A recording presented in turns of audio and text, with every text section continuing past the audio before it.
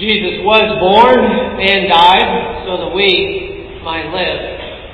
The textual service based for our message this morning on this Sanctity of Human Life Sunday is our Old Testament lesson from the minor prophet Jonah chapter 3 verses 1 through 5 and verse 10. Dear friends in Christ, Jonah wants an abortion. And Jonah wants God to do it. Now, he would never do it himself, but he supports the option being available for Nineveh, even if it means crossing state lines to Tarshish. Clearly, these Ninevites were a mistake. They were sinful and they were against the Israelites, unfortunate and unwanted. One way or another, Jonah wants to see the Ninevites euthanized. Their continued existence makes him uncomfortable. They embody his mistake. Should he suspend his career aspirations to single parent them? Should he be saddled with their responsibility? Does he have any use for them? Surprisingly, he finds them quite important.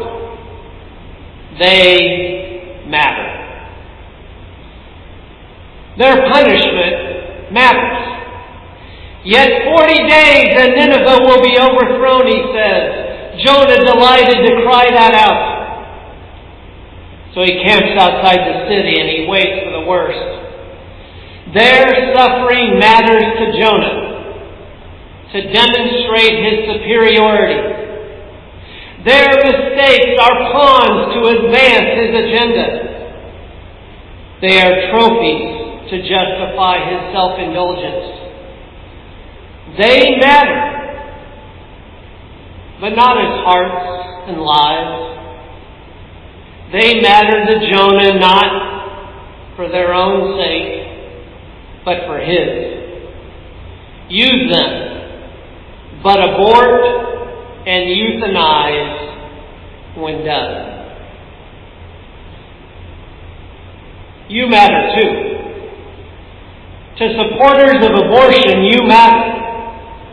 To advocates of assisted suicide, you matter. To embryo experimenters in fetal tissue pharmaceuticals, you matter. To power-hungry lawmakers, you matter. You matter to the consumer culture and sexual freedom. You matter to crusaders for progress. To hands that want to hold authority over life and death, you matter. To sinful souls that long to play God, you matter. Your ambitions need to be exploited for their benefit. You need their support for your political aspirations, and they need yours to stay legal. Your crisis is leveraged for their profit. They need your insurance coverage. Your rebellion and sexual choices validate their services. Your unborn and elderly make great sacrifices to the God of choices. They can't speak for themselves, or they're too old or frail to put up much of an argument anyway. Your suffering warrants my freedom. Because you sin, I should get to also. I stand on the side of history. Everyone wins when you use me. Never mind that it looks like hell. It only costs humanity. Rather than punish, God pursues and persuades. Instead of condemning, He courts and convinces. God's love makes every life matter.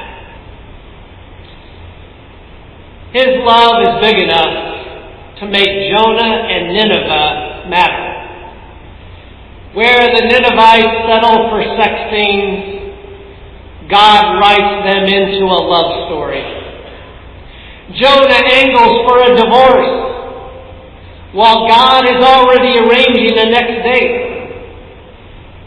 Instead of slinking into a one-night stand, God would have none of it, and He serves up happily ever after.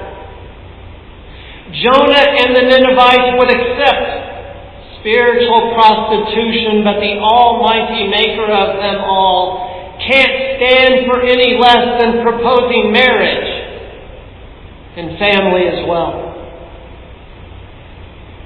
He wants to win their love. He craves their heart and prizes their eternity.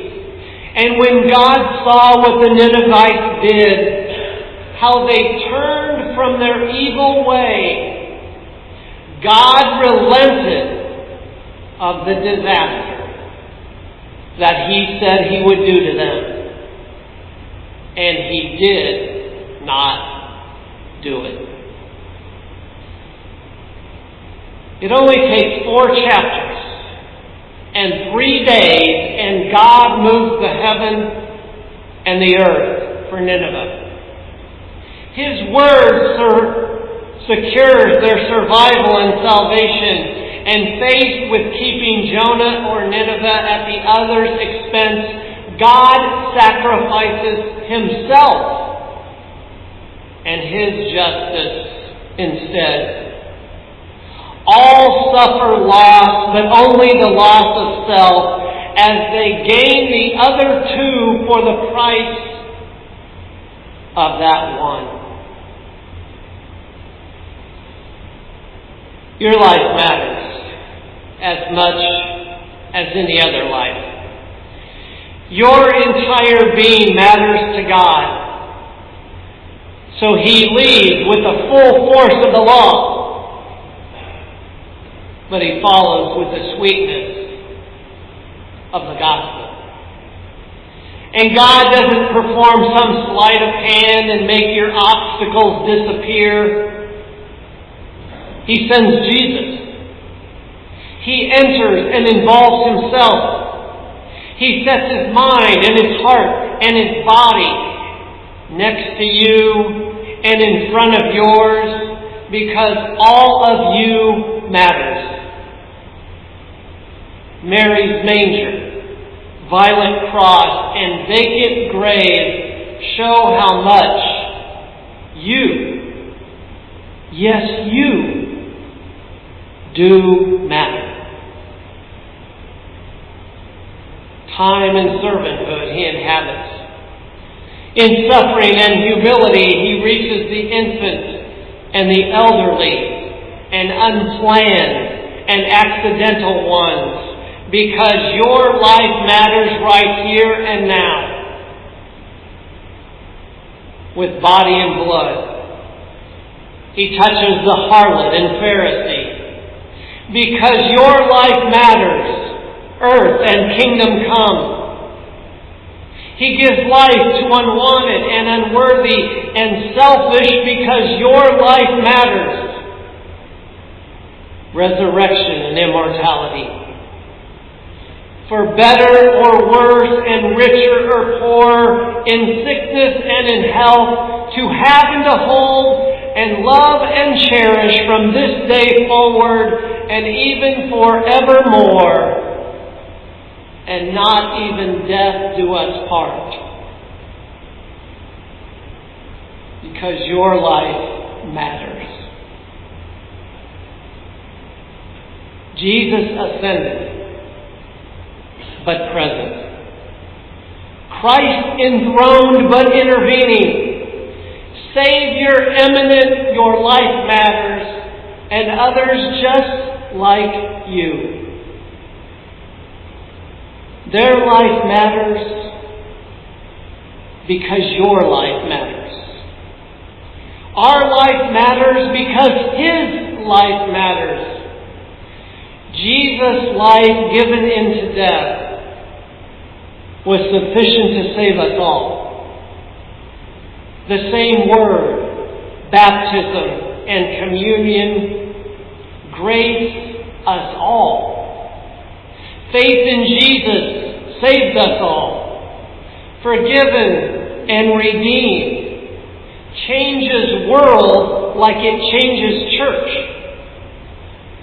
This Father, Son, and Spirit God of ours, nothing other than love makes lives matter. Out of one, once did not. Amen.